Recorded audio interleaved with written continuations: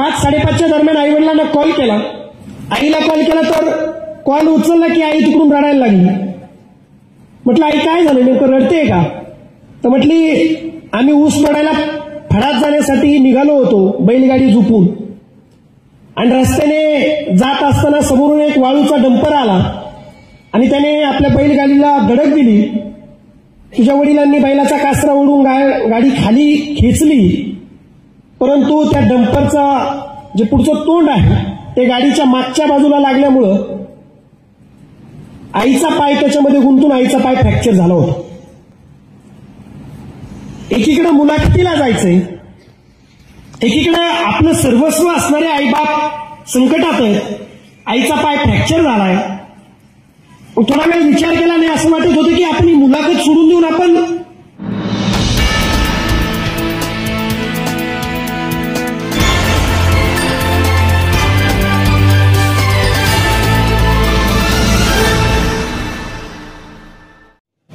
सर्वांना नमस्कार. आज गुरुपौर्णिमेनिमित्त छत्रपती श्री शिवाजी महाराज हायस्कूल व कनिष्ठ महाविद्यालय मिरी या संस्थेनं आयोजित या कार्यक्रमामध्ये उपस्थित या कार्यक्रमाचे अध्यक्ष आपल्या शाळेचे प्राचार्य आदरणीय सर, मंचावर उपस्थित सर्वच या भागातील या परिसरातील सर्वच प्रतिष्ठित ज्येष्ठ मंडळी, मिरी गावातून आणि परिसरातून आलेले सर्व तरुण तडफदार, उभा असलेला सर्व तरुण वर्ग, मिरी आणि परिसरातील सर्व ज्येष्ठ नागरिक, या शाळेतील सर्व शिक्षक वृंद आणि सगळ्यात महत्वाचं म्हणजे 11 वाजल्यापासून इथं ताटमानेने बसलेले आणि वाट पाहत असलेले, मी आल्यावर मोठ्या मोठ्या आवाजात टाळ्या वाजवणारे आणि ओरडणारे सर्व माझे लहान भावंड.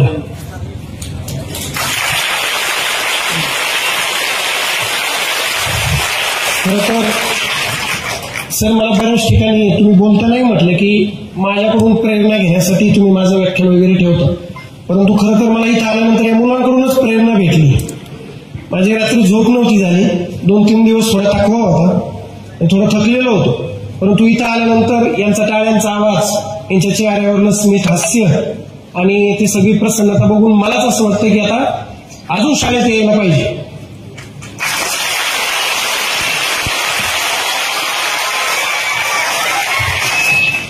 आता बऱ्याच जणांनी टाळ्या वाजवून हात दुखायला लागले.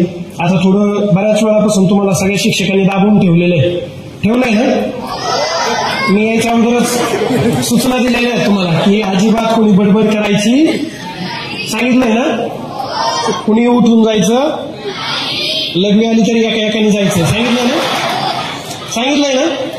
आमचे शिक्षक पण सांगायचे, तुम्हाला नुसतं सांगितलं असेल. आमचे एक शिक्षक हातात काठी घेऊन उभा राहायचे, उठला की फक्त अशी काठी दाखवायची, बसला.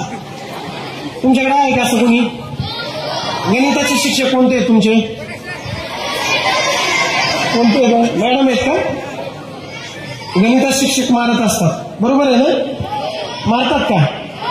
गणिताचे, विज्ञानाचे आणि इंग्रजीचे, कारण या तिन्ही विषयाचं आपल्याला काही कळत नसते, बरोबर आहे का?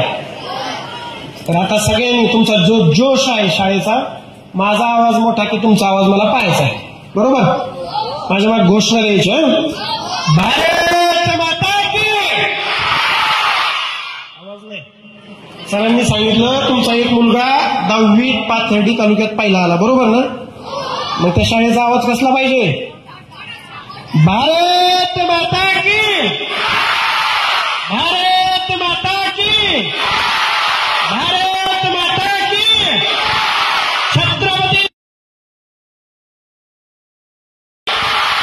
छत्रपती शिवाजी महाराज की. कर्मवीर. द्या ना पुढची, मला वाटलं तुम्ही घेता. कर्मवीर.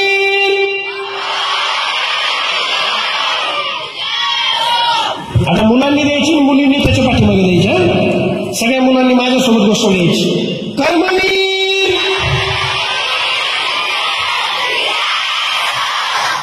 हे कशासाठी? ज्यांच्यामुळं आज तुम्ही शिकत आहात, ज्यांच्यामुळं गाव खेड्यातील जनता सुखी आहे असे छत्रपती शिवाजी महाराज, जे महाराजांचं स्वप्न होतं की रयतेचं राज्य, आणि ज्या महापुरुषानं कर्मवीर भाऊराव पाटलांना रयत शिक्षण संस्थेसारखी शिक्षण संस्था चालू करून गावखेड्यातल्या पोरांना रयत, इकडे पा, जे बडबड करेल ना माझ्या गाडीत दांडा आहे आणि इथं बंदूक आहे, कळलं का? बडबड करायची नाही. सगळेजण ताट मान करून बसा, पाठीचा गणा ताट, बडबड नाही, आवाज बंद, आवाज बंद, मागचे आवाज बंद. मी कसा मारतो ना ते दारूवाल्याला गुटख्यावाल्याला विचारलंय तुम्ही? ऐकलंय? हा, मग शांत बसा. तर आज मी तुमच्याशी खूप भाषण टाईप बोलणार नाही, व्याख्यान टाईप बोलणार नाही, तुमच्याशी चर्चा करण्यासाठी आलोय. कारण तुमचं जे वय आहे हे हसा खेळा पण शिका, शिस्त पाळाच, हसा खेळा पण शिका, हे वय आहे. मित्रांनो, आज तुमच्या समोर मी उभा आहे. मी यासाठीच उभा आहे की बऱ्याच वेळा ग्रामीण भागातल्या पोरांच्या डोक्यामध्ये किंवा ग्रामीण भागातल्या पोरांच्या मनामध्ये एक न्यूनगंड असतो की जे मोठमोठाले अधिकारी असतात, क्लास 1 अधिकारी असतात, वर्दीतले अधिकारी असतात, लाल दिव्याच्या गाडीत येतात, हे कोणीतरी मोठ्या घरी जन्मलेले असतात, कोणीतरी पैशावाल्याचे पोरं असतात, खूप हुशार असतात, खूप भारी भारी शाळेत शिकलेले असतात, आणि मग माझ्यासारख्या गावाकडच्या या पोरांना असा प्रश्न पडतो की मग आपण कसं अधिकारी होणार, आपण कसं लाल दिव्याच्या गाडीत येणार? तर मी तुमच्या भेटीला यासाठीच आलोय की तुमच्या या सगळ्या मनातले गैरसमज दूर करायला आलोय की तुमच्या समोर जो संतोष खाडे उभा आहे तो ना कोणा मोठ्याचा पोरगा आहे, ना पैशावाल्याचा पोरगा आहे, ना क्लास 1चा पोरगा आहे, तो एक साध्या ऊसतोड कामगाराचा सामान्य कुटुंबातला पोरगा आहे. तो जर तुमच्या समोर डीवायएसपी म्हणून उभा राहू शकतो तर तुमच्यातला प्रत्येक जण आपापलं स्वप्न पूर्ण करू शकतो, हा विश्वास देण्यासाठी मी इथे आले.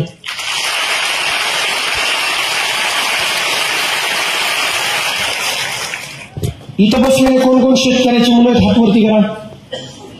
सगळेच. आता हात खाली करा. आता कोणाचे वडील क्लास 1 ऑफिसर आहेत असा हात वरती करा. कोणीच नाही, बरोबर? म्हणजे तुम्ही आणि मी एकाच पत्रावळीत खाणारे येतले, एकाच पंक्तीचे, बरोबर ना? सत्यात कोण कोण जेवतो? सगळे.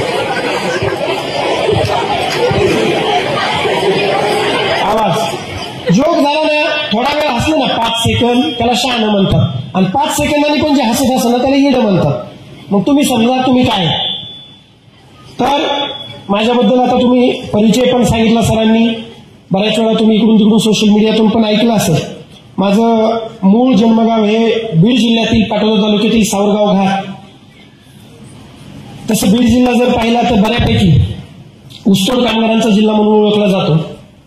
एक 70-80% लोक ऊसतोडीसाठी जातात. राहिलेले कोरडवाहू जमीन कसतात आणि काही बाकीचा उद्योगधंदा जसं की ड्रायव्हर, काही आजकाल काही मुलं मागच्या 5-10 वर्षापासून मिलिटरीमध्ये, आजकाल काही पोलीस भरतीमध्ये असे लागायला लागले. तर असं एक आपण ज्याला म्हणतो की थोडासा कमी विकसित जिल्हा आणि ऊसतोड कामगारांचा जिल्हा म्हणून बीड जिल्हा आपल्याला परिचित आहे. तसं पाथर्डी आणि बीडमध्ये काही खूप फरक नाही. पाथर्डी हा बीडचाच भाग असल्यासारखा आहे, बरोबर? त्यामुळं पाथर्डीमध्ये सुद्धा ऊसतोड कामगार पलीकडच्या साईडला भरपूर प्रमाणात आहे. शिरूर साईड, पाटोदा साईडला, आष्टी साईडला. आणि जो इकडचा भाग आहे, मी माहिती घेतली, जरी ऊस तोडायला जात नसले तरी इथं बसलेली मला जाणीव आहे की सगळे गोरगरिबांचे पोर आहेत. लोकांच्या बांधावर जाऊन मोलमजुरी करणाऱ्याचे पोर आहेत. लोकांच्या इथं काबाड कष्ट करून, मोलमजुरी करून 4 पैसे कमवून आपल्या पोरांना शिकवणाऱ्याचे पोर आहेत.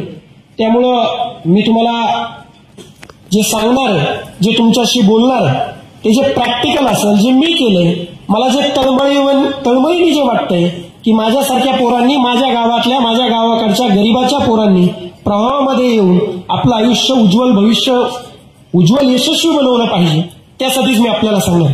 आपल्यासारखाच ज्यावेळेस सावरगावमध्ये जन्म झाला, आई वडील माझ्या जन्माच्या अगोदरपासून ऊस तोडायला जात होते. मग बालवाडीपर्यंत आईवडिलांसोबत कारखान्यावरती, साखर शाळात वगैरे कसा बसा शिकत होतो.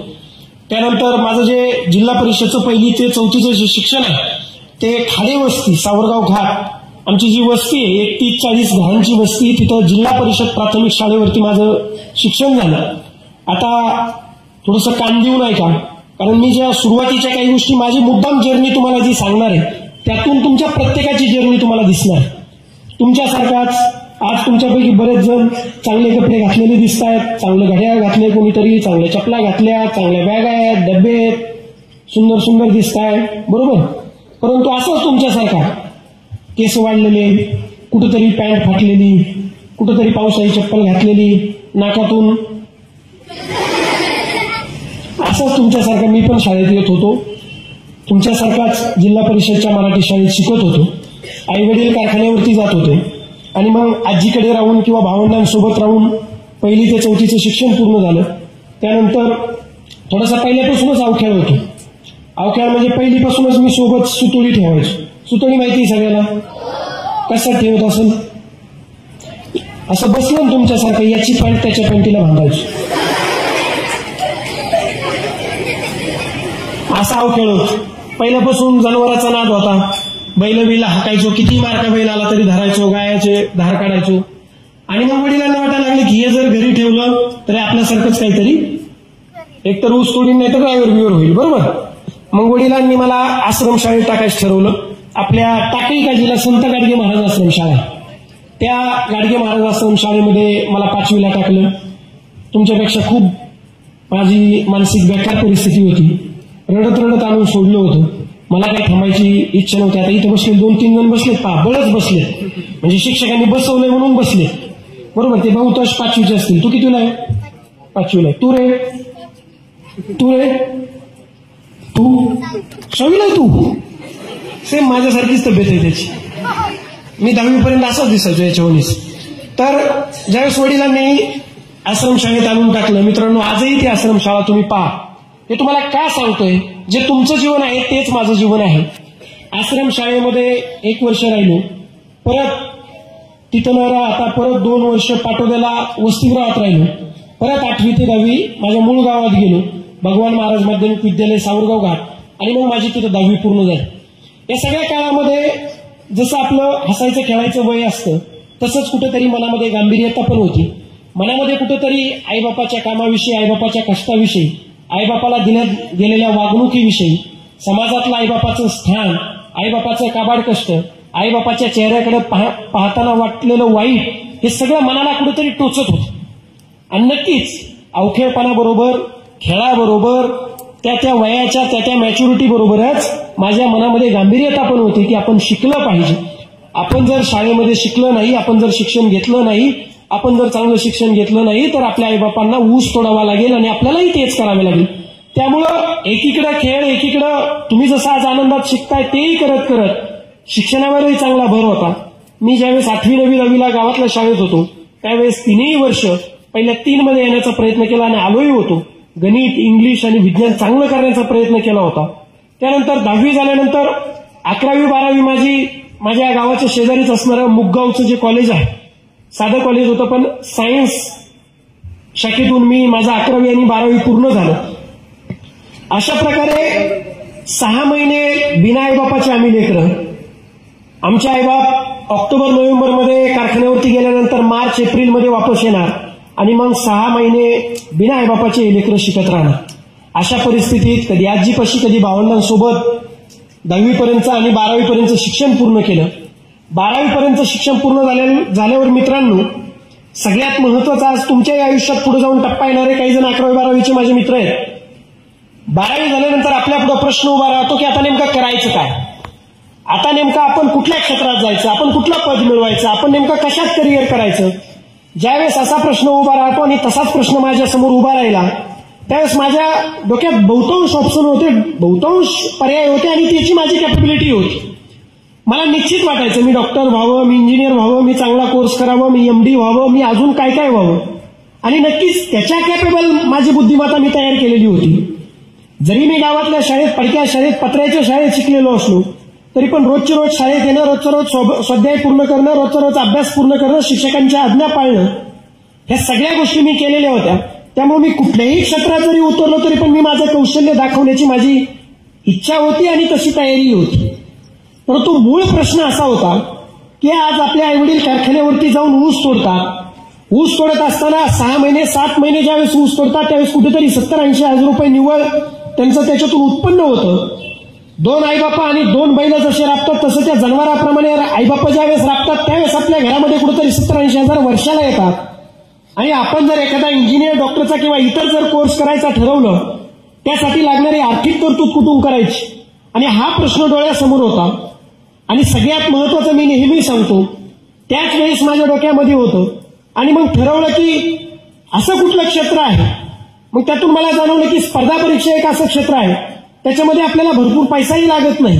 राहणे आणि खाण्यापिण्याचा आणि अभ्यास करण्याचा खर्च, कुठला कोचिंग क्लास जरी नाही लावला तरी आपण स्वतःच्या हिमतीवर आयोगाच्या प्रश्नपत्रिकेचा अनालिसिस करून आणि आयोगाचा सिलेबस पाहून आपण स्वतः अभ्यास करून पास होऊ शकतो याची जाणीव मला झाली. आणि ठरवलं की स्पर्धा परीक्षेमध्ये उतरायचं.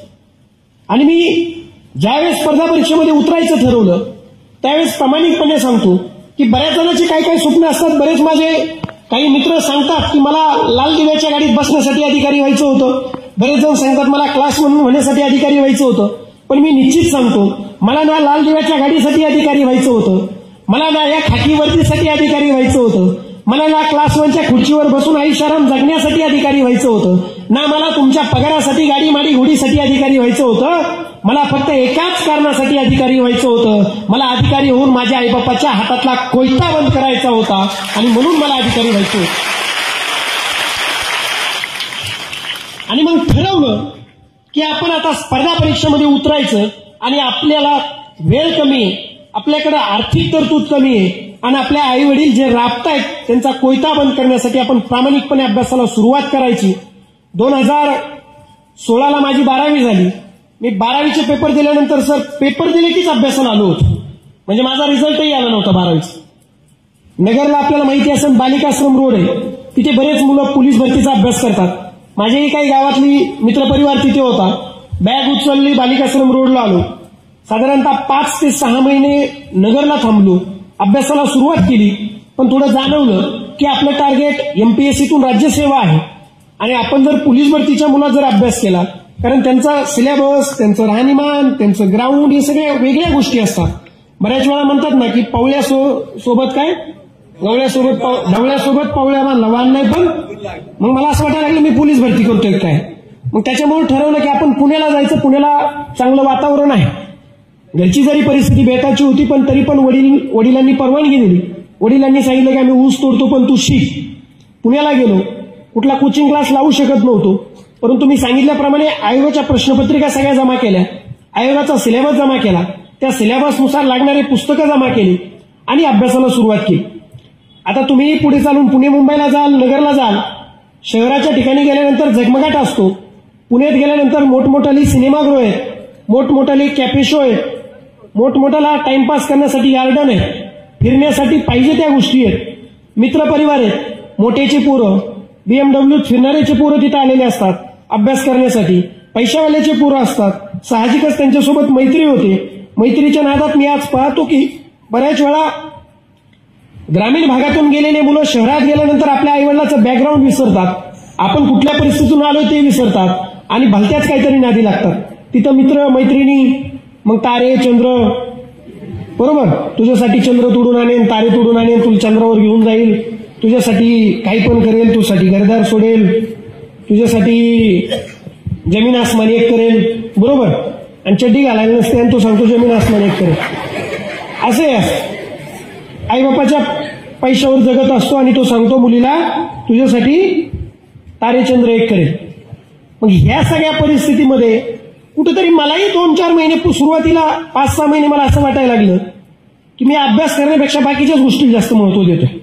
मित्रांसोबत चहा प्यायला जाणं, ज्या पुस्तकातलं काहीच समजत नाही पण एखाद्या मुलीवर इम्प्रेशन पाडण्यासाठी मोठं पुस्तक घेऊन बसणं, आपल्याला त्याच्यातलं काहीच कळत नाही असं घेऊन बसणं, विनाकारण टाइमपास करत इकडे तिकडे फिरणं, सिनेमा पाहायला जाणं, कॉफी प्यायला जाणं, तिथल्या आसपासच्या गडकिल्ल्यावर ट्रेकिंगसाठी जाणं.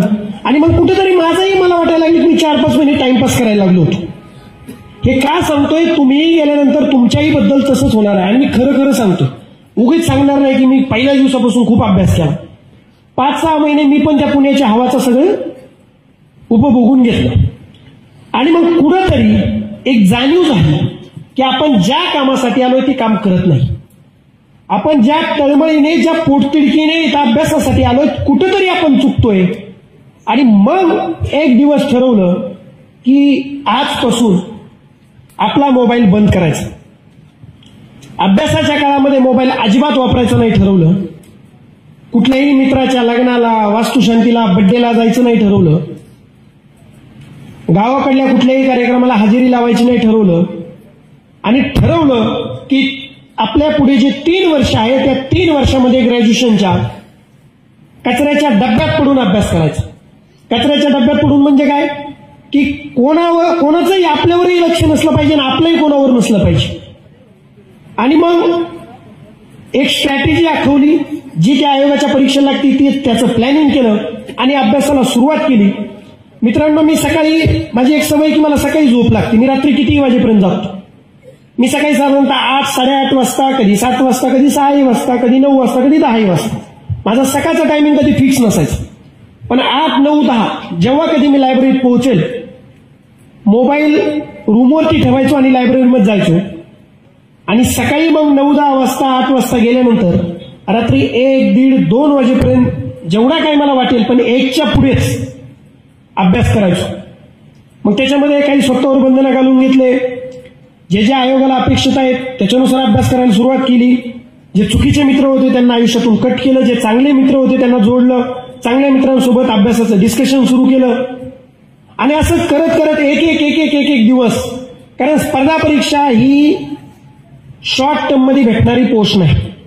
स्पर्धा परीक्षामध्ये तुम्हाला एक कण गोळा करावा लागतो. जसं म्हणतो आपण थेंबे थेंबे तळे साचे, तसं रोज ज्यावेळेस अभ्यास करावा लागतो त्यावेळेस कुठेतरी जाऊन एक दिवस अभ्यास पूर्ण होतो.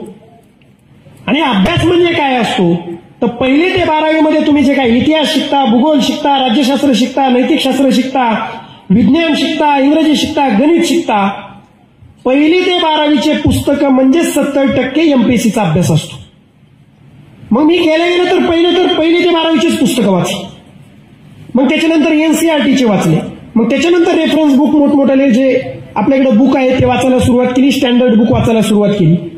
3 महिने फक्त आणि 3 वर्ष फक्त आणि फक्त अभ्यासावर फोकस केलं. बाकी सगळ्या गोष्टींना दुर्लक्ष केलं. 2020 मध्ये होणाऱ्या मार्च-एप्रिलच्या एक्झामसाठी मी क्वालिफाय झालेलो होतो. माझं ग्रॅज्युएशन पूर्ण झालं होतं. अभ्यास एकदम चांगला झाला होता. जसं आपण म्हणतो एखादा पैलवान तालमीत जसं त्याचं कष्ट घेतो तसं मी 3 वर्ष कष्ट घेतलं होतं. परंतु आपल्या सगळ्यांना माहिती की 2020ला साधारणतः 22 मार्चला आपल्याकडे कोरोनाची आणीबाणी लागली. आणि मग त्या कोरोना आल्यामुळे आमच्या परीक्षा पुढे गेल्या. आणि मग सगळं अस्तव्यस्त झालं. पुण्यातून सगळ्यांना घरी पाठवून दिलं. काही दिवस मी परत नगरला आलो, पण नगरमध्ये पण पोलिसांनी 1-2 बऱ्याच धुतलं. मग परत आपली बॅग उचलून घरी गेलो. मग घरी गेल्यानंतर हा असा वेळ होता की वाईट परिस्थितीत किंवा संकटाच्या काळात जो टिकतो तोच पुढे जाऊन विजेता होतो. आणि मग ठरवलं की आपण घरी अभ्यास करायचा. एक 3-4 महिने जोपर्यंत कोविड काळ होता घरी अभ्यास केला. घरी थोडंसं परत बोर व्हायला लागलं. मग मी परत बीडला गेलो. बीडला काही दिवस अभ्यास केला. म्हणजे याच्यामध्ये मला तुम्हाला सांगायचंय काय, मी ठरवलेलं होतं. माझा इतका ठाम विश्वास होता की मी कुठेही न थांबण्याचा निर्धार केला होता. जशी परिस्थिती असेल तशी असेल पण माझा अभ्यास बंद नाही झाला पाहिजे. मग घरी काही आणि बीडला राहून अभ्यास केला. 2021च्या साधारणतः फेब्रुवारीमध्ये आमची प्री परीक्षा झाली. मी प्री परीक्षा दिली. साधारणतः 30 ते 32 मार्कांनी मी प्री परीक्षा क्वालिफाय झालो. त्याच्यानंतर मुख्य परीक्षेची तयारी सुरू झाली. 3 टप्पे असतात स्पर्धा परीक्षेमध्ये. पूर्व परीक्षा, त्याला क्वालिफाईंग असतं, म्हणजे एक क्वालिफाईंग मेरिट लागतं. त्या मेरिटच्या वरती तुम्हाला मार्क पडले की तुम्ही मुख्य परीक्षेला बसता. आणि मुख्य परीक्षा दिल्यानंतर मुख्य परीक्षेचे मार्क्स आणि मुख्य परीक्षा पास झाल्यानंतर तुम्हाला मुलाखत द्यावी लागते.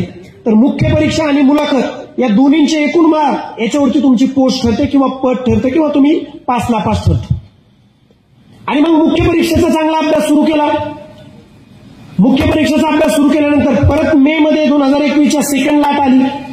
आणि मग परत थोडंसं टाइम टेबल मिस झालं. परंतु पुढे चालून मग साधारणतः 4, 5, 6 डिसेंबर 2021ला आमची मुख्य परीक्षा झाली. मुख्य परीक्षा दिली. मुख्य परीक्षेत जे मार्क्स आले होते मार्क्स असे आले होते की मला राज्यसेवेतून कुठली ना कुठली पोस्ट भेटेल. आणि मग मार्क्सवरून अंदाज आल्यामुळे आईवडिलांना सांगितलं, म्हटलं बाप्पू आणि अक्का, पुढच्या 1-2 महिन्यामध्ये मी अधिकारी होणार आहे आणि तुमचं ऊस तोडायचं बंद होणार आहे आणि तुम्हाला आता शेवटचे 2-3 महिने ऊस तोडावं लागेल, परत ऊस तोडायला मी तुम्हाला जाऊ देणार नाही, कारण मी कुठला ना कुठला अधिकारी होणार आहे. मग साधारणतः मार्च मध्ये माझा इंटरव्ह्यू झाला. 21 मार्चला इंटरव्ह्यू होता. मुलाखत दिली, पण मुलाखतीमध्ये माझी मुलाखत खराब गेली. थोड्या माझ्याकडून काही चुका झाल्या. त्या परिस्थितीत मला ते पहिलीच मुलाखत होती, पहिलाच अटेम्प्ट होता आणि मुलाखत थोडी खराबच गेलेली होती.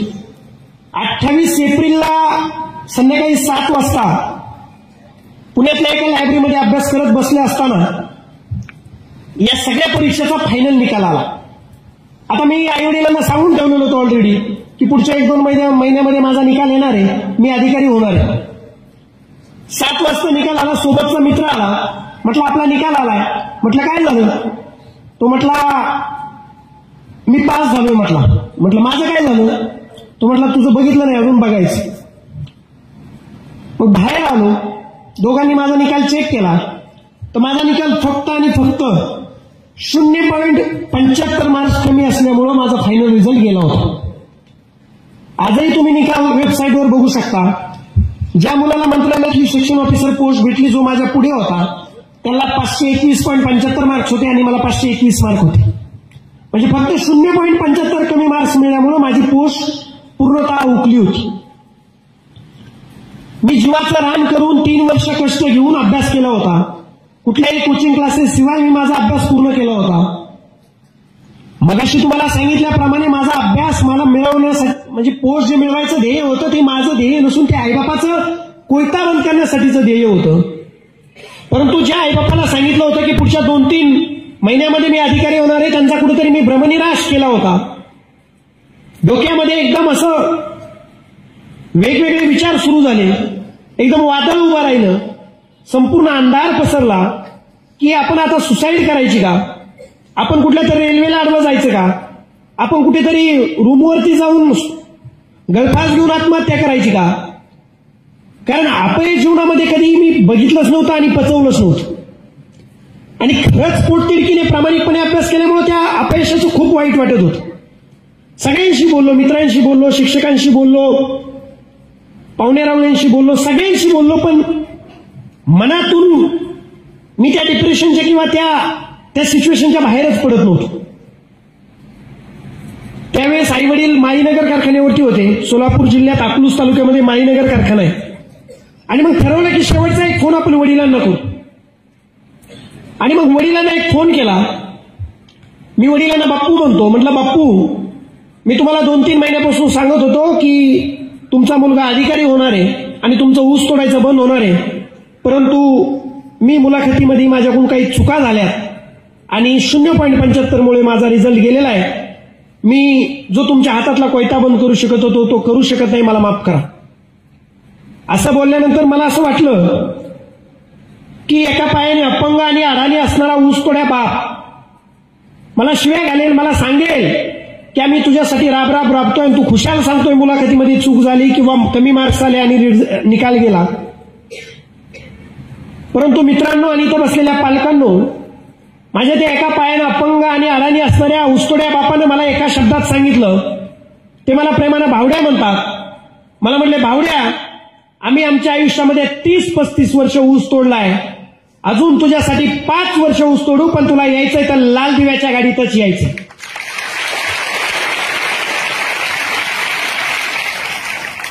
मित्रांनो, ज्यावेळी ही वाक्य ऐकलं त्यावेळी ठरवलं आपल्याला जगवणारा, घडवणारा, बनवणारा, शिकवणारा आणि जगवणारा आपला बाप जर आपल्याला सांगतोय लाल दिव्याच्या गाडीत यायचं, तर हे सगळं अपयश पचून कामाला लागायचं आणि अभ्यास सुरू करायचा आणि पुढच्या परीक्षेत यश मिळवायचं. मी ऑलरेडी त्याच वेळी 2021 ची प्री परीक्षा पास होतो आणि मुख्य परीक्षा अवघ्या 7 दिवसावरती होती. 7 मेला माझी मुख्य परीक्षा होती. फक्त 7 दिवस होते. एकीकडं आपण अपयशी झालो याचं दुःख होतं, एकीकडं मनामध्ये काही जरी म्हटलं तरी थोडं वाईट वाटत होतं. आणि 7 दिवसावर परीक्षा आलेली होती. मुख्य परीक्षा ही 3 दिवस असते राज्यसेवेची. 7 मे, 8 मे आणि 9 मे अशी 3 दिवस एक्झाम होती. एकच ठरवलं, आपण 3-4 वर्ष प्रामाणिकपणे अभ्यास केलेला आहे. आता अभ्यास वाढला नाही तरी चालेल, पण आपण केलेला अभ्यास प्रामाणिकपणे पुस्तकात उतरायचा. मित्रांनो, स्पर्धा परीक्षेचं कसं असतं, तुम्ही कितीही अभ्यास केला पण तुम्ही जर पेपरच्या दिवशी काय करताय, त्या 2 तासामध्ये, त्या काही क्षणामध्ये तुम्ही काय करताय, तुमच्याकडून जर काही चुका झाल्या, तुम्ही एखादं उत्तर 4 प्रश्न 4 पर्याय नीट नाही पाहिले, तुम्ही तो गोल करताना चुकीचा गोल केला, तरी पण तुम्ही अभ्यास असताना सुद्धा नापास होता. आणि मग ठरवलं की आपण या सगळ्या बारीक सारीक चुका आपण सगळ्या सुधारायच्या. आणि मग 7 मे, 8 मे, 9 मे 2022 या 3 दिवस माझी एक्झाम झाली. एक 15 दिवसामध्ये त्या परीक्षेची आन्सर की आली. आन्सर की आल्यानंतर जो स्कोर आला, तो स्कोर एवढा चांगला होता की मला नक्की कळलं की मी कुठला ना कुठला क्लासरूम अधिकारी होणार. आणि मग ठरवलं की आता पुढचा टप्पा मुलाखत आहे. ज्या चुका मागच्या वर्षी झाल्या त्या चुका यावर्षी होऊ द्यायच्या नाही. आणि मुलाखतीची तयारी चांगल्या प्रकारे सुरू केली. मुलाखतीची तयारी करत असताना मे मध्ये एक्झाम झाल्यामुळे असा अंदाज होता की साधारणतः ऑगस्ट सप्टेंबरमध्ये मुलाखती होतील आणि त्याचा निकाल दिवाळीच्या अगोदर येईल. आणि दिवाळीच्या अगोदर निकाल आल्यामुळे मग आता आई वडिलांना यावर्षी ऊस तोडायला जावं लागणार नाही. परंतु काही प्रशासकीय अडचणीमुळं निकालच लागेना आणि मुलाखतीचं टाइम टेबलच येईना. ऑगस्ट गेला, सप्टेंबर गेला, ऑक्टोबर आला आणि मग दुसरे सगळे लोक जे ऊस तोडायला जाणार होते ते गाड्या भरायला लागले.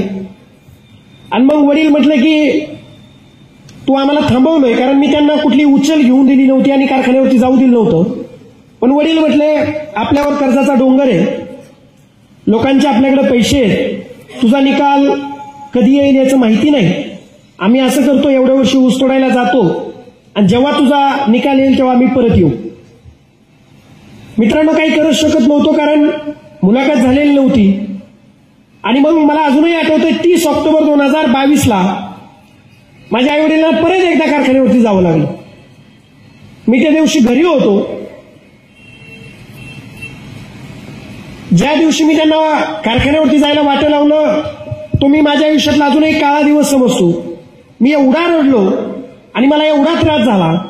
त्रास मला याचा झाला होता की आपण जर गेल्या वर्षी जर परीक्षेमध्ये चुका केल्या नसत्या तर आज आपल्या आईवडिलांवरती ही वेळ आली नसती. म्हणजे मित्रांनो, मला तुम्हाला हे का सांगायचंय, आपण ज्यावेळेस शिकत असतो, करत असतो, त्यावेळेस आपल्याला कधीतरी जाणीव नसते की याचा परिणाम काय होणार आहे. एखादा माझा ग्रामीण भागातला पोरगा ज्यावेळेस पोलीस भरतीला 1 मार्कांनी 2 मार्कांनी जातो, गेल्यानंतर त्याला कळतं की याची परिणाम काय होणार आहेत. त्याचा रिझल्ट गेल्यामुळे आईबापाला आणि आजूबाजूच्या जे कष्ट पडतात त्याची जाणीव त्याला त्या अभ्यास करताना नसते. तशी जाणीव कदाचित तुम्हाला शिकताना नसते. आणि मग त्या दिवशी आईवडील कारखान्यावरती गेले. पुढे चालून माझं मुलाखतीचं टाइम टेबल आलं. 4 जानेवारी 2023 ही मुलाखतीची तारीख ठरली. सकाळी पहाटे 5 वाजता मुलाखतीला जाण्यासाठी आवरत होतो, कारण 8 वाजता यशदा पुणे इथं इंटरव्ह्यू होणार होता आणि इंटरव्ह्यूला निघायचंय. सगळी तयारी केली. अगोदर 3-4 महिने चांगला अभ्यासही केला होता. आणि मग म्हटलं की आपल्या आईवडिलांना एक कॉल करू आणि त्यांच्याकडून आशीर्वाद घेऊ की आपण मुलाखतीला चाललोय. 5-5:30च्या दरम्यान आईवडिलांना कॉल केला. आईला कॉल केला तर कॉल उचलला की आई तिकडून रडायला लागली. म्हटलं आई काय झालं, नेमकं रडतेय का? तर म्हटली आम्ही ऊस तोडायला फडात जाण्यासाठी निघालो होतो बैलगाडी झुपून, आणि रस्त्याने जात असताना समोरून एक वाळूचा डंपर आला आणि त्याने आपल्या बैलगाडीला धडक दिली. तुझ्या वडिलांनी बैलाचा कासरा ओढून गाडी खाली खेचली, परंतु त्या डंपरचा जे पुढचं तोंड आहे ते गाडीच्या मागच्या बाजूला लागल्यामुळं आईचा पाय त्याच्यामध्ये गुंतून आईचा पाय फ्रॅक्चर झाला होता. एकीकडे मुलाखतीला जायचंय, एकीकडे आपलं सर्वस्व असणारे आईबाप संकटात आहेत. आईचा पाय फ्रॅक्चर झालाय. थोडा वेळ विचार केला नाही, असं वाटत होतं की आपण ही मुलाखत सोडून देऊन आपण आई वडिलांकडे जायला पाहिजे, दवाखान्यात जायला पाहिजे. पण परत एक विचार आला, आज जर मी मुलाखत सोडून वर गेलो तर आयुष्यभर परत ऊसच तोडावा लागेल त्यांना पण आणि मला पण. पण आज जर मुलाखतीला गेलो, आपल्याला चांगले मार्क्स आहेत, आपल्याला पद भेटेल आणि त्यांचा ऊस तोडायचा बंद होईल. आणि मग त्यांची काही मित्रांमार्फत दवाखान्याची सगळी सोय करून मुलाखतीला गेलो. मुलाखतीला सकाळी 8 वाजता पोहोचल्यानंतर संध्याकाळी 6 वाजता माझी मुलाखत डायरेक्ट सगळ्यात शेवटचा कॅन्डिडेट मी होतो. जो पॅनल मला गेल्या वर्षी होता तोच पॅनल याही वर्षी होता, पण माझी तयारी चांगली होती, मी सगळी तयारी केलेली होती. मुलाखतीला सामोरे गेलो.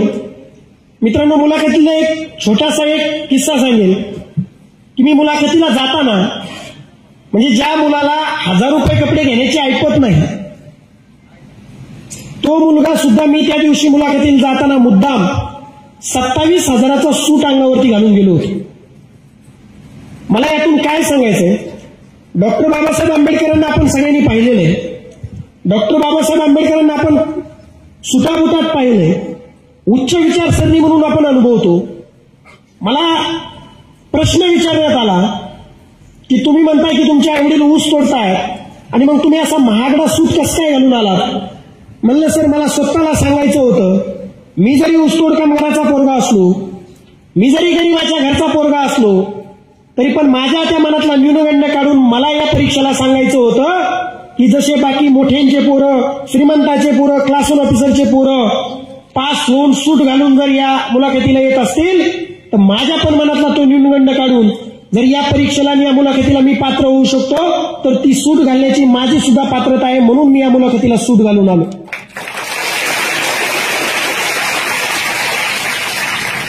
बाकी भरपूर प्रश्न होते, भरपूर प्रश्न विचारले, प्रश्न झाले, मुलाखत पार पडली, बाहेर आलो. बाहेर आल्यानंतर डोक्यामध्ये एक राग आला, चीड आली. सकाळचा ऍक्सिडेंट आठवला आणि मग डोक्यात आलं की आपल्या आई वडिलांना कुणीतरी उडवलेलं आहे आणि आता तो पाय फ्रॅक्चर घेऊन जर आईने काम करायचं म्हटलं तर अजून ते हाल. मुकादमाला कॉल केला आणि मुकादमाला सांगितलं की मुकादम, माझ्या आई वडिलांना मला कारखान्यावरती ठेवायचं नाही, पुढे चालून माझं काय पद मला भेटेन, मी पास होईल नापास होईल ती पुढची पुढं, पण आज मला माझ्या आईबापाला कारखान्यावरती ठेवायचं नाही. तो म्हटला ठेवायचं नाही तर ठेवू नका, परंतु तुमच्याकडे 1.5 लाख बाकी, ती 1.5 लाख बाकी द्या तरच सोडणार. मी सांगितलं की त्यावेळेस कुठलं पद नाही, कुठलं सोर्स नाही, 1.5 लाख आणणार कुठं. पण आजही अभिमानाने सांगेल, माझे काही जवळचे मित्र होते, त्या मित्रांनी 10,000, 20,000, कुणी 50,000 असे जमा करून मला 1.5 लाख जमा करून दिले. दुसऱ्या दिवशी बॅगेमध्ये पैसे टाकले आणि माळीनगर कारखाना गाठला. तिथे गेल्यानंतर ते कृषी अधिकारी म्हटले की आम्ही मध्ये कोणाला सोडत नाही. परत त्या कृषी अधिकाऱ्याचे पाया पडलो, पाय धरले आणि म्हटलं, साहेब तुमची बाकी 1.5 लाख तर घ्याच घ्या, तुम्हाला अजून काय वाटलं तर माझ्याकडून घ्या, पण माझ्या आईबापाला तुम्ही आजच्या आज सोडा. आणि मग त्यांनी परवानगी दिली. मित्रांनो, वयाच्या 24 वर्षापर्यंत जे अनुभवलं होतं, जे भोगलं होतं, जे बघितलं होतं, उन्हाळ्याच्या दिवाळीच्या सुट्टीत येऊन जे जे काय पाहिलं होतं, जनावराप्रमाणे राबणारे माझे ऊसतोड कामगार डोळ्याने पाहिलेले होते, ते माझे आईबाप होते. डोक्यामध्ये एक चीड होती, राग होता या व्यवस्थेबद्दल प्रचंड. हातामध्ये कोयता घेतला आणि कुपीवरती आलो आणि स्वतःच्या हाताने ती पूर्ण कोप पाडली. आजही तुम्ही तो व्हिडिओ, माझ्या एका मित्राने, नेमका एक मित्र पुण्याहून माझ्या सोबत आला होता आणि त्यांनी तो व्हिडिओ काढला मला न कळत आणि पुढे चालून तो इंस्टाग्रामवर पण टाकलेला आहे. स्वतःच्या हाताने ती पूर्ण कोप पाडली, स्वतःच्या हाताने सगळा पसारा पिकअपमध्ये भरला आणि आई वडिलांना त्या पिकअपमध्ये बसून घरी पाठवलं. मित्रांनो, त्या दिवशी ना मी DYSP होतो, ना डेप्युटी कलेक्टर होतो, ना माझ्याकडे कुठलं पद होतं, ना पैसा होता, ना काही होतं. पण त्या दिवशी मी माझ्या आईबापाच्या हातातला कोयता बंद केला. खरं सांगू का मित्रांनो, जितका आनंद मला DYSP झाल्यावर सुद्धा झाला नाही ना, तेवढा आनंद, तेवढं समाधान मला मी ज्या दिवशी माझ्या आईबापाचा कोयता बंद केला त्या दिवशी मला तेवढा आनंद झाला. कारण माझं अंतिम ध्येयच ते होतं आणि ते अंतिम ध्येय मी पूर्ण केलं होतं. पुढे जाऊन 28 फेब्रुवारी 2023ला महाराष्ट्र लोकसेवा आयोगाने आमच्या परीक्षेचा फायनल निकाल जाहीर केला. महाराष्ट्र राज्यातून सर्वसाधारण यादीत 16वा, NTD संवर्गातून महाराष्ट्रात प्रथम आणि DYSP मधून 3रा मी DYSP पदी माझी निवड झाली. ज्या दिवशी निवड झाली, हे पद आणि ही परीक्षा अशी आहे की काही क्षणात माणसाला होत्याचं नव्हत्याचं होतं करते. उलट सांगतो, नव्हत्याचं होतं करते. फोन यायला सुरू झाले, आनंद सुरू झाला, गुलाल, डीजे, हारतुरे, मिरवणुका. ज्या लोकांना टीव्हीवर पाहिलं होतं, ज्या लोकांना पाहण्यासाठी 2-2 तास थांबलो होतं, अशा लोकांचे फोन यायला सुरू झाले. लोकप्रतिनिधी, अधिकारी, अभिनेते, प्रतिष्ठित सगळी मंडळी येऊन सत्कार करायला लागले. अजूनही आठवतंय 5 मार्च 2024ला माझ्या गावामध्ये भव्य दिव्य असा माझा सत्कार माझ्या गावकऱ्यांनी ठेवला. अख्खं गाव मला गावापासून 1-1.5 किलोमीटर वेशीवर घ्यायला आलं. ज्या मुलाच्या घरी साधी सायकल नव्हती त्या मुलाला 7-8 गाड्याचा ताफा घेऊन येत होता. ज्या मुलाच्या घरी टीव्ही नाही त्या मुलाला कव्हर करण्यासाठी जिल्ह्याभरातले न्यूज चॅनलवाले आले होते. ज्या मुलाच्या बापाला कधी सन्मानाची वागणूक नाही, कधी कुणाचा कब्बर चहा नाही, त्या बापाला उचलून घेऊन त्या अडाणी आईला मिरवणुकीत पेटे बांधून हार तुरे उधळत, गुलाल उधळत अख्खं गाव घेऊन जात होतं. त्यानंतरही असंख्य ठिकाणी सत्कार झाले, असंख्य ठिकाणी मला बोलावलं गेलं, सन्मानित केलं गेलं.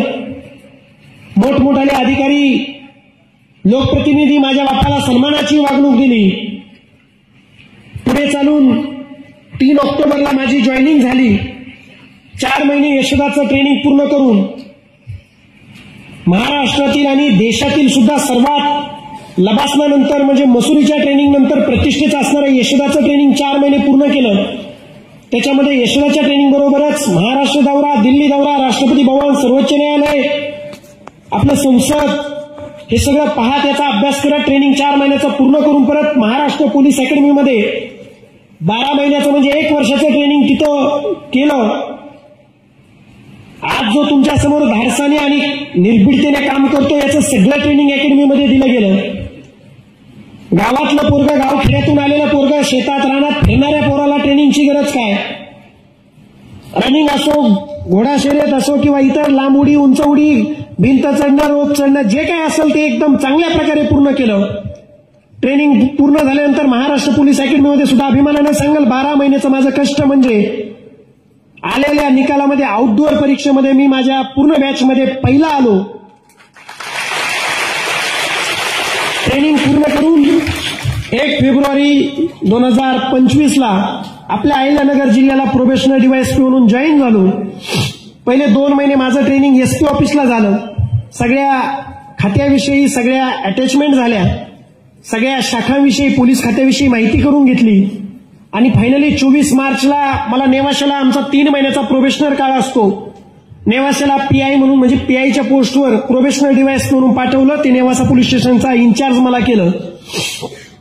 24 मार्च पासून 15 जून 3 महिने मी नेवाशाचं काम केलं. आपल्यापासून नेवासा जवळ आहे, आपल्यापैकी बऱ्याच जणांनी ऐकलं असेल. माझं ध्येय एकच होतं, जो फिर्यादी आहे, जो तक्रार घेऊन पोलीस स्टेशनला आलाय तो आपल्याला देवासारखा असला पाहिजे, त्याला न्याय देण्याचं काम आपण केलं पाहिजे. आणि जो आरोपी आहे, जो संशयित असेल, किरकोळ गुन्हेगार असेल, अगर मोठा गुन्हेगार असेल, त्याला दाबण्याचं आणि चिरडण्याचं आणि टाचाखाली ठेवण्याचं काम आपण केलं पाहिजे. ही भूमिका घेऊन 3 महिने मी तिथं वेगवेगळ्या अवैध धंद्यावरती कारवाया केल्या. वाळू माफिया असतील, गुटखा तस्कर असतील, अवैध दारू विक्रेते असतील, इतर अवैध धंद्यातून पैसे कमवून लोकांवर, गोरगरिबांना दाबणारे लोक, गोरगरिबांना त्रास देणाऱ्यावर एमपीडीए, महाराष्ट्र पोलीस ऍक्टचं कलम 55 हद्दपारी, 56 नुसार हद्दपारी, मला जे जे काय कायद्यानुसार करता येईल ते केलं. जे गुन्हेगार बळाचा आणि ताकदीचा आणि पैशाचा वापर करून गोरगरिबांना फसवतात, त्रास देतात, त्यांना कायद्याच्या भाषेत आणि खाकीचंही जी काय भाषा आहे ती दाखवण्याचा प्रयत्न केला. काही गोकत्तल करणारे, भारतात गाईला देवी मानला गेला आणि त्या गायीची कत्तल करणाऱ्याला अद्दल शिकवण्याचं काम केलं. मी काय खूप मोठं काय केलं हे मला सांगायचं नाही, पण ज्यावेळेस एक सामान्य कुटुंबातला पोरगा तिथे येतो त्यावेळेस त्याच्यामध्ये असणारी तळमळ, त्यांनी बघितलेलं जग, त्यांनी बघितलेले सगळे प्रसंग, मला बऱ्याच वेळा बरेच मुलं आणि बरेच विद्यार्थी विचारतात, सर तुमच्याकडे नेमकं हे अभ्यास करत असताना प्रेरणा कुठून आली? कारण आम्ही तर अभ्यास करताना बऱ्याच वेळा नैराश्य येतं आणि मग तुम्ही कुठल्या प्रेरणेने अभ्यास केला? मी सांगतो, ज्या ज्या वेळी मला नैराश्य यायचं, डिप्रेशन यायचं, ज्यावेळेस माझा अभ्यास होत नसायचा त्यावेळेस मी बॅग उचलायचो आणि कारखान्यावरती जायचो. कारखान्यावरती गेल्यानंतर आपल्यापैकी बऱ्याच जणांनी पाहिलं असेल, कोप करून राहायचंय. उन्हाळ्यामध्ये गरमतंय, पावसाळ्यामध्ये पाणी शिरतंय, थंडीमध्ये गारटतंय. पाटे 3-4 वाजता उठून 5 वाजता ऊस तोडायला जायचंय. अंधारामध्ये ऊस तोडायचं, अजगर साप बघायचं नाही. अजगर साप विंचू चावून लोक मरतायत, लोकांना सर्पदंश होत आहेत. 5 वाजता त्या आईबापांना ऊस तोडायला सुरुवात केल्यानंतर दुपारी 1-2 वाजेपर्यंत ऊस तोडायचा. ऊन पाहायचं नाही, वारा पाहायचं नाही, पाऊस पाहायचा नाही. आणि ऊस तोडून झाल्यानंतर तो ऊस गाडीमध्ये भरायचा. बाप एका पायाने अपंग, बापाने जर खांद्यावरती मुळी घेतली तर बाप आडेसऱ्यामध्ये खाली पडायचा आणि वरून मुळी पडायची. मग त्या आईचं वजन 40 किलो. त्या आईने अख्खा ऊस वाहून बापाच्या हातामध्ये नेऊन द्यायचा. परत गाडी भरल्यानंतर वाट्याने चालतानाच गाडीवरती दुपारचं जेवण करायचं. रात्री बनवलेलं शिळपाकं खायचं. कोपीवरती गेल्यानंतर त्या आईने राबत ते सगळं काम करायचं. आणि मग 10, 11, 12 वाजता झोपायचं आणि परत दुसऱ्या दिवशी 2-3 वाजता 3-4 वाजता सुरू. शौचालयाची सुविधा नाही, कुठलीही औषधालयाची किंवा दवाखान्याची सुविधा नाही. ऍक्सिडेंट होत आहेत, लोक मरतायत, कुठलीही काळजी नाही. आणि मग मी ही सगळी परिस्थिती डोळ्यांनी पाहिल्यानंतर ज्यावेळेस मला मुलं विचारतात की तुम्हाला प्रेरणा कुठून आली, त्यावेळेस मी सांगतो की मी माझ्या बापाच्या टाचा आणि आईचा खांदा बघितल्यानंतर मला कधीच वाटलं नाही की तू अभ्यास नाही केला पाहिजे किंवा टाइमपास केला पाहिजे. त्यामुळे मुलांना तुम्हाला मला हे सांगायचंय, आपल्या आयुष्यातील जर सगळ्यात मोठी प्रेरणा कुठली असेल, आपल्या आयुष्यातलं सगळ्यात मोठं मोटिवेशन जर कुठलं असेल, तुम्ही कधीही लाल दिव्याची गाडी बघून, कधीही खाकी वर्दीतला अधिकारी बघून आमच्यासारख्यांचे भाषणं ऐकून तुम्ही मोटिवेट होऊ नका. तुम्ही काहीतरी सोशल मीडियावरल्या रील्स बघून तुम्ही मोटिवेट होऊ नका. तुम्हाला जर खरं मोटिवेशन आणि खरी प्रेरणा जर कुठली पाहिजे असेल तर तुमचे आईबाप ज्या परिस्थितीत आज राबतायत, ज्या परिस्थितीत जगतायत, त्यांचे हात हातात घेऊन बघा, त्या हातावर किती रट्टे पडलेत किंवा त्या हाताची काय अवस्था आहे. त्यांच्या डोळ्यात डोळे घालून बघा की आईबापाच्या डोळ्यात आपल्याविषयी काय स्वप्न आहेत. आपल्या आईला, आपल्या बापाला रोज आपण शाळेत जाताना किंवा बाहेर शहरात शिकायला जाताना त्या आईबापाचे आपल्याबद्दल काय स्वप्न आहे, त्या आईबापाला आपल्याबद्दल काय वाटतंय. ज्या दिवशी तुम्ही शाळेत येताय किंवा ज्या दिवशी आता तुम्ही मोठं झाल्यानंतर नगर, पुणे, मुंबईला शिकायला जाणार आहे, त्यावेळेस तुमचा बाप, तुमची आई तुमच्या नातेवाईकाला, आजूबाजूच्याला सांगते की माझी दिदी किंवा माझा भैया हा अधिकारी होण्यासाठी, हा कुठल्या तरी मोठ्या नोकरीला लागण्यासाठी गेलाय. उद्या तो लाल दिव्याच्या गाडीत येणार आहे, उद्या तो पैसा कमवणार आहे, उद्या तो चांगल्या पदावर जाणार आहे. हे तुमच्या आईवडील अभिमानानं रोज तुम्ही ज्यावेळेस शाळेत येता त्यावेळेस कोणाला तरी सांगत असतात. आणि मग खरी प्रेरणा जर काही असेल, खरं जर कोणासाठी काही करायचं असेल, आजकाल या भुरक्या जगामध्ये बरेच जण प्रेम करताना दिसतात. मुलगी मुलावर प्रेम करते, मुलगा मुलीवर प्रेम करतो, आणि मग ते तारेचंद्र तोडून आणण्याची भाषा, मग त्याच्यामध्ये आपलं लात मारीन, तिथं पाणी काढीन, हे वय आपलं त्याच्यामध्ये निघून जातं. शिकायचं, करिअर घडवण्याचं आणि बनवण्याचं वय फालतू गोष्टीमध्ये गाणी ऐकण्यात, पिक्चर पाहण्यात आणि फिरण्यात जातं. त्याच्यापेक्षा मला तुम्हाला सांगायचंय, तुम्हाला जर प्रेमच करायचं असेल तर तुम्ही आवर्जून प्रेम करा, पण तुम्ही प्रेम तुमच्या आई वडिलावरती करा, प्रेम तुम्ही तुमच्या शाळेवरती करा, प्रेम तुम्ही तुमच्या शिक्षकावरती करा, प्रेम तुम्ही तुमच्या पुस्तकावरती करा. पहिलं वालं प्रेम तुम्हाला मातीत नेऊन गाडेल, दुसरं वालं प्रेम तुम्हाला आकाशात उडवायचं शिकेल, तुम्हाला चांगल्या पदावर जायचं शिकेल. त्यामुळे ज्या वेळेस आपण अशा भागातून, ग्रामीण भागातून येत असतो, त्याच वेळेस आपण असं काम प्रशासनात सुद्धा करत असतो. त्यामुळे अभिमानानं सांगतो, एकदा माझ्या नेवाशाला असताना दुपारी 2 वाजता मी टेबलवर जेवण करत होतो. डबा खात असताना एक महिला आली आणि ती महिला रडत रडत आली आणि मला म्हटली, सर मी गेल्या 25-30 वर्षापासून म्हटली धुणे भांडीचं काम करते, मोलमजुरीचं काम करते आणि त्याच्यातून 500 रुपये, 1000 रुपये, 200 रुपये जे काय भेटतात ते मी एका पतसंस्थेमध्ये टाकलेत म्हटली, आणि त्या पतसंस्थेमध्ये सुद्धा मी झाडलोटचं काम करते म्हटली. पण म्हटली गेल्या 13 वर्षापासून मी त्यांना माझे पैसे मागते, माझे त्यांच्यामध्ये 500, 200, 1000 रुपये जमा करून 90,000 रुपये जमा झालेत, परंतु ते पतसंस्थेवाले माझे पैसे परत करत नाहीयेत आणि माझी परिस्थिती बेताची. म्हटली माझे मुलं बाळ शिकतायत, ते 90,000 मला जर भेटले तर खूप माझं बरं होईल. मी जेवत होतो पण मला एक चीड आली, राग आला की ज्या महिला ज्या पतसंस्थेमध्ये 500 रुपये महिन्याने काम करते झाडलोटचं, तीच जर पतसंस्था या महिलेचे पैसे, कष्टाचे पैसे जर परत देत नसेल तर नेमकं समाजामध्ये आपण कोणासाठी काम करतो. मी सांगितलं त्या सर्व पतसंस्थेच्या अधिकारी आणि कर्मचाऱ्यांना बोलून घ्या, चेअरमनला बोलून घ्या. एक 15-20 मिनिटांमध्ये ते माझ्या समोर आले. मी जेवणच करत होतो. त्यांना म्हटलं या महिन्याचे तुमच्याकडे पैसे आहेत का? ते म्हटलं आहेत सर. म्हटलं का देत नाहीत? ते म्हटले थोडी बँकेची अडचणी देतोच सर. त्यांच्याकडून कबूल झालं की ते महिलेचे पैसे लिगली 90,000 रुपये त्यांच्याकडे आहेत. त्यांना एकच सांगितलं. आत्ता वाजलेत म्हटलं 2. 4 वाजेपर्यंत मला त्या महिलेचे पैसे 90,000 रुपये इथे पाहिजेत. नसेल तर मी माझी कायदेशीर प्रक्रिया सुरू करून तुम्हाला कायद्याचा धाक आणि खाकीची काय ताकद आहे ती दाखवून देईल. ते सगळे मला जाणत होते. सगळ्यांनी माझं 2 महिने काम पाहिलेलं होतं. ते माणसं गेले. अभिमानानं सांगतो त्या महिलेला मी तिथंच बसून ठेवलं होतं. 3:55 ते लोक 90,000 रुपये घेऊन आले आणि त्या महिलेच्या हातामध्ये दिले. हे मला माझं कौतुक मोठेपणा किंवा मी हे केलं ते केलं नाही सांगायचं. मला हे सांगायचंय ज्या क्षणी ती महिला माझ्या दारात आली त्या क्षणी मला त्या महिलेमध्ये माझी आई दिसली, माझी चुलती दिसली, माझी राब राब रागणारी ऊसतोड कामगाराची बायको दिसली, मोलमजुरी करणारी. आणि मी ज्यांच्यात वाढलोय, ज्यांच्यात जगलोय, ज्यांनी मला घडवलंय, ज्यांच्या भाकरी खाऊन ज्यांच्यात मी घडलोय, त्या सगळ्या महिला मला तिच्यामध्ये दिसल्या. त्यामुळे मी ते न्याय देऊ शकलो. त्यामुळे माझा एक ठाम विश्वास आहे. 15 जून झाल्यानंतर सुद्धा मी ज्यावेळेस नगरला आलो, माझे पोलीस अधीक्षक माननीय श्री सोमनाथ घारगे सर यांनी माझं नेवाशाचं काम पाहून माझ्यावर जबाबदारी दिली की संतोष तू नेवाशाला काम केलंस तसंच काम आता पूर्ण अहिल्यानगर जिल्ह्यामध्ये अवैध धंद्यावर कारवाई करायच्या आणि पूर्ण नगर जिल्ह्यातले अवैध धंदे बंद करायचे. एक स्क्वॉड बनवलं आणि त्याचं मला इन्चार्ज करून मला कारवाई करण्यासाठी फ्रीडम दिलं. गेल्या 20-22 दिवसामध्ये आम्ही जवळपास 40 गुन्हे 40 रेड केल्यात. साधारणतः 3,20 लाखाचा मुद्देमाल हस्तगत केलाय. साधारणतः 250 आरोपींना आम्ही ताब्यात घेतलंय.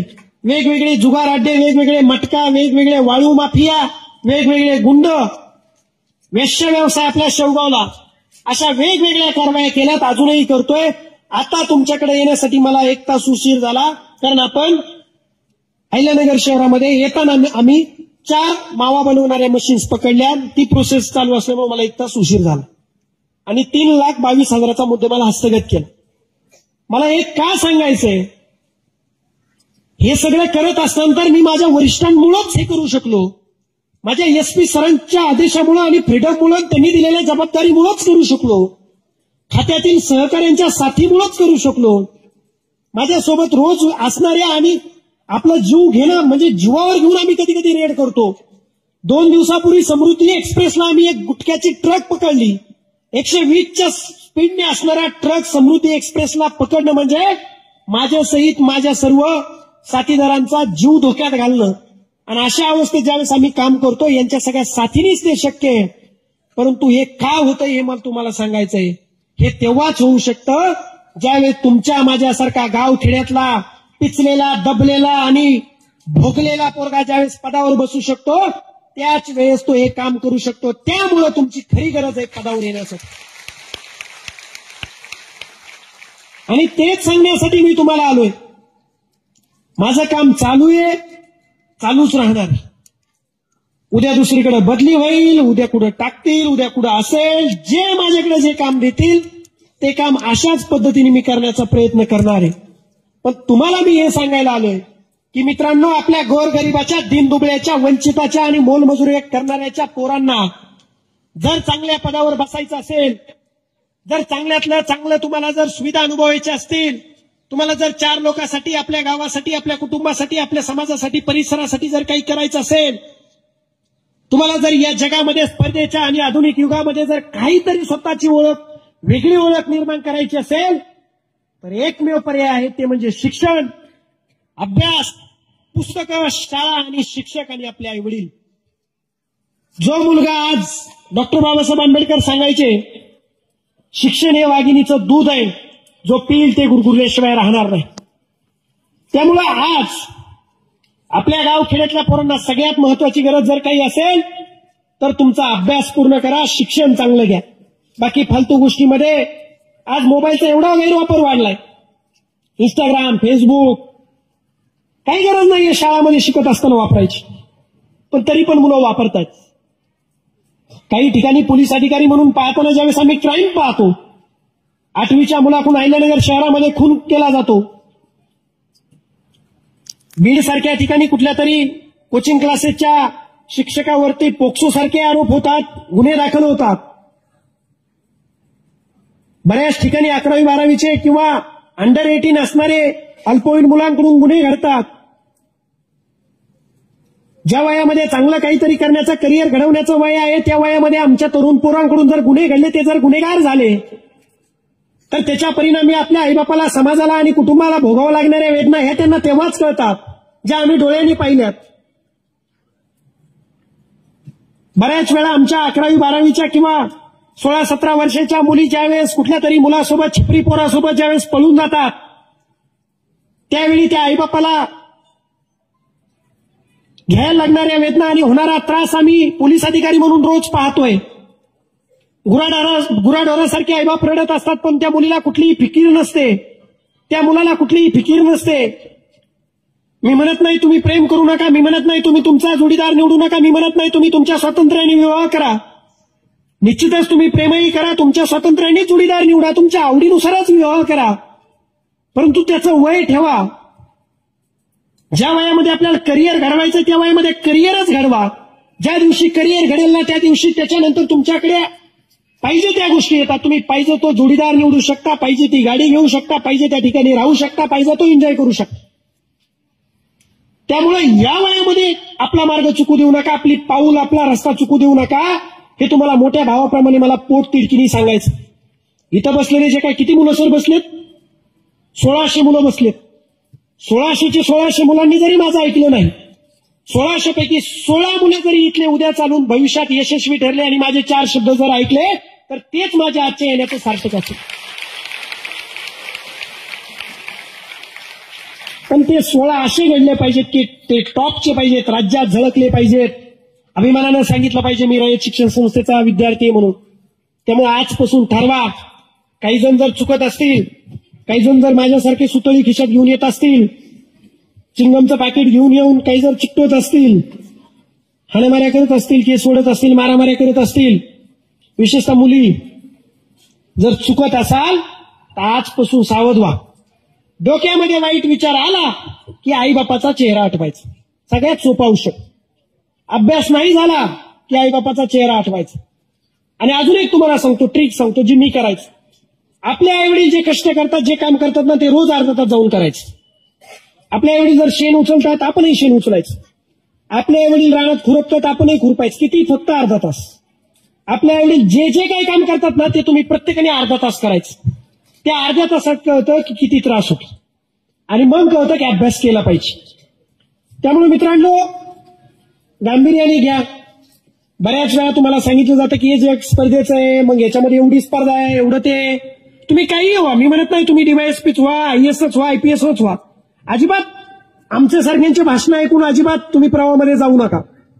तुमची ज्याच्यामध्ये आवड आहे, जे तुम्हाला आवडतं, ज्याच्यामध्ये तुम्ही परफेक्ट आहात, तेच करा. कुणी खेळाडू व्हा चांगलं, कुणी इंजिनियर व्हा, कुणी डॉक्टर व्हा, कुणी कृषी अधिकारी व्हा, कुणी शिक्षक व्हा, कुणाला जर कीर्तन आवडत असेल तर महाराज व्हा, कुणी चांगला राजकारणी व्हा, कुणी चांगला शेतकरी व्हा. ज्याला जे व्हायचंय ते व्हा, पण त्या क्षेत्रामध्ये टॉपचं व्हा, काहीतरी वेगळी ओळख निर्माण करा. एवढंच मला तुम्हाला सांगायचं. आणि त्यासाठी बेस म्हणजे काय, तर आजचं तुमचं शैक्षणिक जीवन. प्रत्येकाने रोज शाळेत आलं पाहिजे, प्रत्येकाने स्वाध्याय पूर्ण केला पाहिजे. शिक्षकांचं आज गुरुपौर्णिमा आहे. खरं तर तुम्ही गुरुपौर्णिमा साजरी करणं म्हणजेच काय, तर इथून पुढे सगळ्यांनी निश्चय करणं की आपले जे गुरु आहेत, आपले जे शिक्षक आहेत, आपले जे आईवडील आहेत, त्यांची प्रत्येक आज्ञा पाळणं हीच खरी गुरुपौर्णिमा. आता सगळेजण शिक्षकांची आज्ञा पाळणार. भात नाही दिला की अजून? भात बाकी आहे ना, का खाल्लाय? बाकी आहे ना, त्याच्यामुळेच आवाज निघा नाही. भूक लागली का? सगळेजण शिक्षकांची आज्ञा पाळणार. भात देऊन दिलं नाही मी आज तुम्हाला, मोठा आवाज पाहिजे मला. सगळेजण शिक्षकांची आज्ञा पाळणार, आपल्या आई वडिलांचं ऐकणार, आपल्या आई वडिलांना जे चुकीचं वाटतं ते करणार,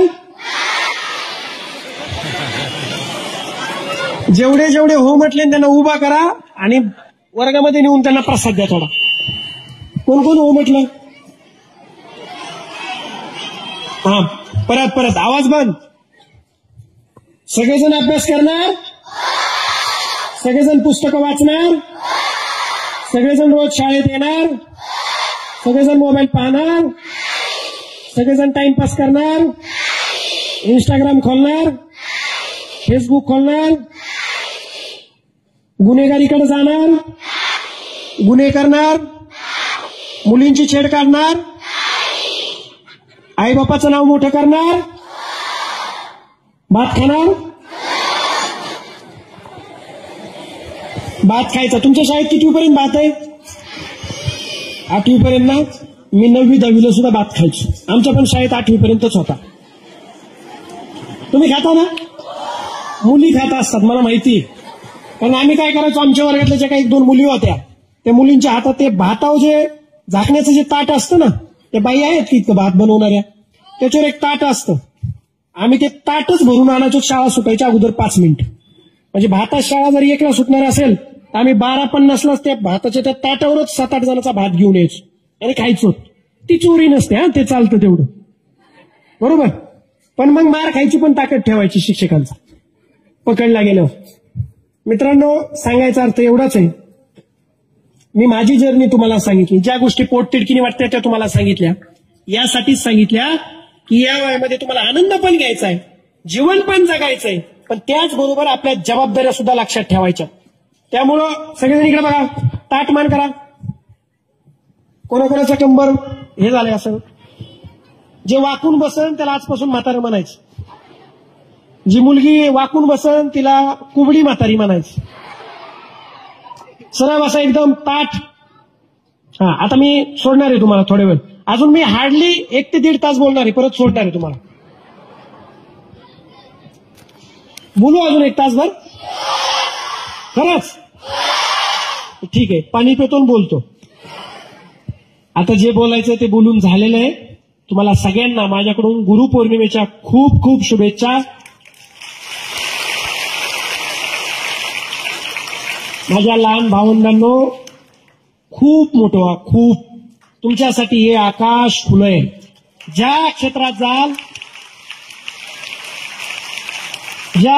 जाल त्या क्षेत्रात प्रामाणिकपणे कष्ट घ्या, प्रामाणिकपणे अभ्यास करा, त्या क्षेत्राला लागणारं प्रामाणिकपणे कष्ट घ्या. तुम्ही निश्चित यशस्वी व्हाल. आणि चुकून कोणी खूप कष्ट घेऊन जरी अयशस्वी झाला तरी खचून जायचं नाही. आजकाल काही भुरटेपोर आत्महत्या करतात. आत्महत्या करायची, मरायचं कधीच नाही. आपण काय सोन्याचा चमचा घेऊन जन्माला आलोय का? जरी कधी पुढे चालून अपयश आलं, जीवनात वाईट प्रसंग आले, माझ्याही जीवनात खूप वाईट प्रसंग आले, खूप, अजूनही येतात, पण खचून जायचं नाही. आणि मरायचं तर अजिबात. मेलं की गेलं, परत काय, बरोबर. त्याच्यापेक्षा काही पण करायचं, पण जगायचं. त्यामुळं कधीही कुणी इथं बसल्यात एकही जण सुसाईड करणार नाही. सगळेजण 90-80 वर्षाचे म्हातारे होऊन मरतील. प्रॉमिस करा, कुठलंही संकट असो. तर खूप चांगलं राहा, खूप चांगलं शिका, आई बापाचं नाव पूर्ण करा. आज मला तुमच्या ताज्या बातम्यांसाठी आणि नवनवीन अपडेट्ससाठी SRB न्यूजला सबस्क्राईब करा आणि बेल आयकॉनला प्रेस करा.